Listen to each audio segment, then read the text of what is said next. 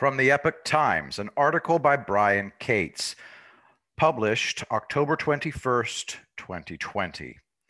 It's time for Joe Biden to come up with a new answer to old questions. A report released in late September by the Senate Homeland Security Committee detailing the many shady foreign dealings of Hunter Biden while his father was vice president had already led to much scrutiny of the Biden family. Now, an abandoned laptop left at a Delaware repair shop in April 2019 appears to have blown up the entire presidential campaign for Democratic nominee Joe Biden. Here is what allegedly happened according to public record. Hunter Biden took 3 damaged computers to John Paul Mac Isaac's repair store in Delaware on April 12, 2019. According to Mac Isaac, only one MacBook laptop was salvageable. After the laptop was successfully repaired, the store notified Hunter numerous times that his item was ready to be picked up. Mac Isaac said Hunter never responded.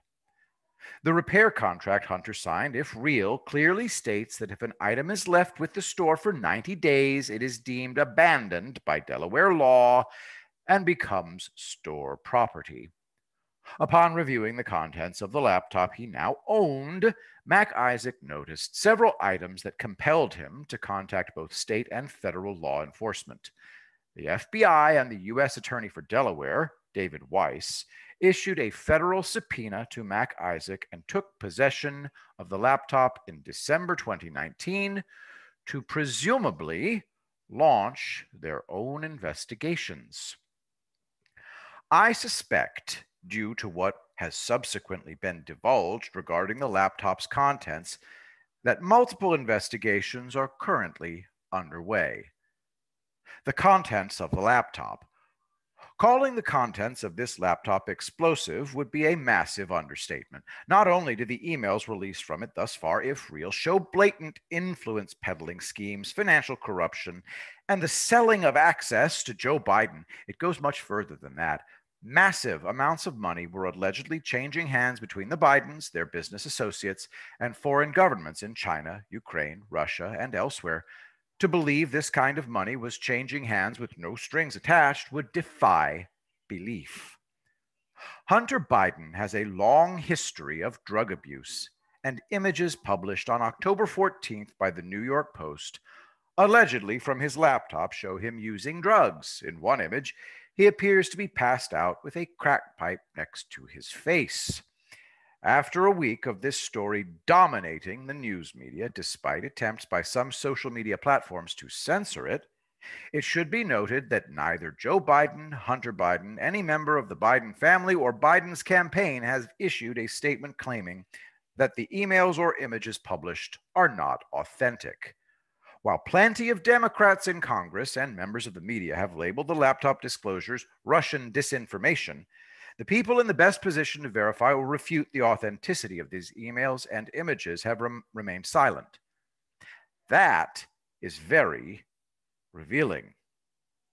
The Biden team responds by hiding. A week has gone by without any denials from the Biden camp. On October 18th, following a small event, the Biden campaign announced that the presidential candidate would not be making any public appearances until the October 22nd debate with President Donald Trump.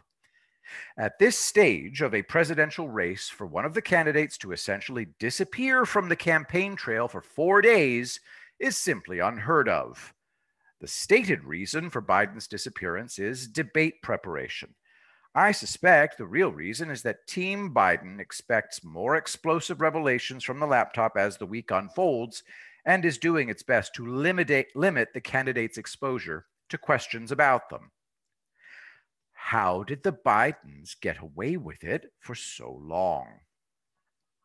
Even back in 2014, when Hunter Biden took the much publicized job on the corporate board of the Ukrainian energy company Burisma, there were news reports and commentary about it. But that's all, a few media reports.